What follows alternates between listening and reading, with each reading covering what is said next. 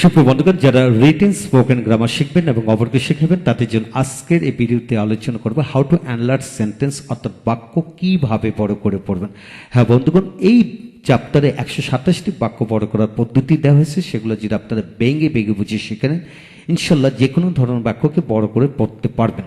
হ্যাঁ বন্ধুগণ, আজকের এই ভিডিওটি খান মেথডে complete book of written spoken English grammar এই বই থেকে নেওয়া হয়েছে।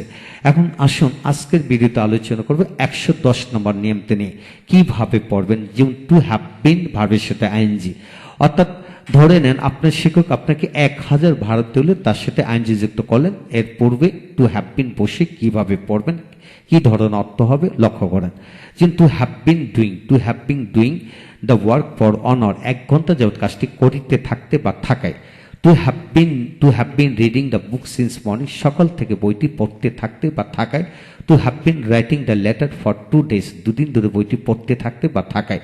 হ্যাঁ বন্ধুগণ, আমরা জানি ইনফিনিটিভ ভার্ব হচ্ছে 6 প্রকার। কয় প্রকার? 6 প্রকার। ইনফিনিটিভ ভার্ব হচ্ছে টু ডু, অর্থাৎ ভার্বের পরে যখন টু বসবে তখন সেটা ইনফিনিটিভ ভার্ব হবে। ইনফিনিটিভ ভার্ব হচ্ছে টু ডু, হচ্ছে প্রেজেন্ট ইনফিনিটিভ। সেই প্রেজেন্ট ইনফিনিটিভকে আপনি আবার 6 ভাবে পড়া যায়। যেমন টু ডু দিয়ে পড়লে to do, to be doing, to have done, to have been doing. To do, to be doing, to have done, to have been doing, to be done, to have been done.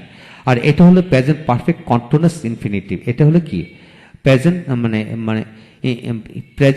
Present perfect continuous infinitive কিভাবে পড়বেন? Two have বিন ভার্বের সাথে ING.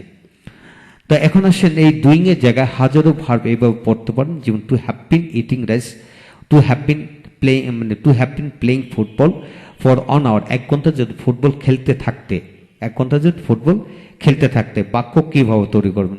ধরেন I saw him to have been playing football for an hour in the field, অর্থাৎ মাঠে তাকে এই 1 ঘন্টা ধরে ফুটবল খেলতে থাকতে আমি দেখেছিলাম।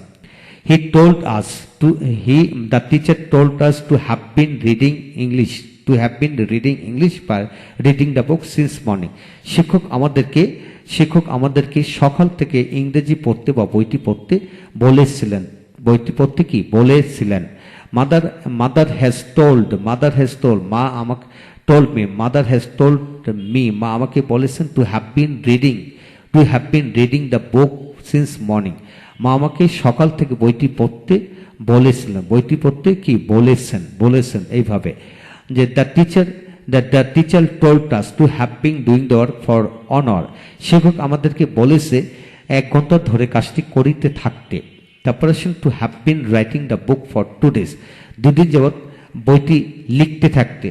মাই ফ্রেন্ড টোল্ড মি বা রিকোয়েস্টেড মি, আমার বন্ধু আমাকে অনুরোধ করেছিল two have been writing the book for 2 days, অর্থাৎ 2 দিন ধরে বইটি লিখতে থাকতে। 2 দিন ধরে কি বইটি লিখতে থাকতে। হ্যাঁ বন্ধুগণ, এখান থেকে আমরা কি শিখলাম?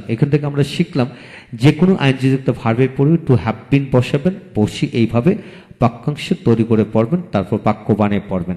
যেমন আমি আরো কিছু ভার্ব দিয়ে পড়ি। যেমন to have been eating rice for honour, 1 ঘন্টা ধরে ভাত খাইতে থাকতে। Two have been going to Dhaka for 3 days, 3 দিন ধরে ঢাকা যাইতে থাকে। Two have bin discussing the matter for 1 hour, অর্থাৎ 1 ঘন্টা ধরে বিষয়টি আলোচনা করতে থাকতে। Two have been teaching English for long time, দীর্ঘদিন ধরে ইংরেজি পড়াতে থাকতে। Two have been walking in the morning for 1 hour, 1 ঘন্টা ধরে সকালবেলা হাঁটতে থাকতে। 1 ঘন্টা ধরে সকালবেলা কি হাঁটতে থাকতে বা থাকায়। এইভাবে আপনি যে কোনো ভার্ব দিয়ে কিন্তু পড়তে পারবেন, বিশ্বাস রাখুন পড়তে পারবেন। হ্যাঁ বন্ধুগণ, এই হলো আজকের বিষয়। বাক্য তৈরি করা ইতিমধ্যে ইনফিনিটিভ ব্যবহারের উপর টোটাল 64টি গঠনের ব্যবহার আমরা দিয়েছি।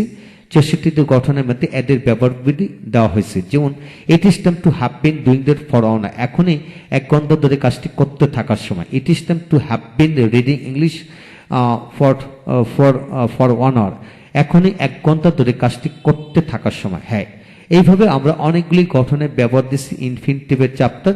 ইনফিনিটিভ দিয়ে আপনারা 64টি গঠনের ব্যবহার রয়েছে, সেখানে এদের ব্যবহারও আমরা দিয়েছি, সেগুলো আপনারা দেখুন, ইনশাল্লাহ এগিয়ে যাবেন। ভালো থাকুন, পরবর্তী ভিডিওতে দেখা হচ্ছে। Thank you very much.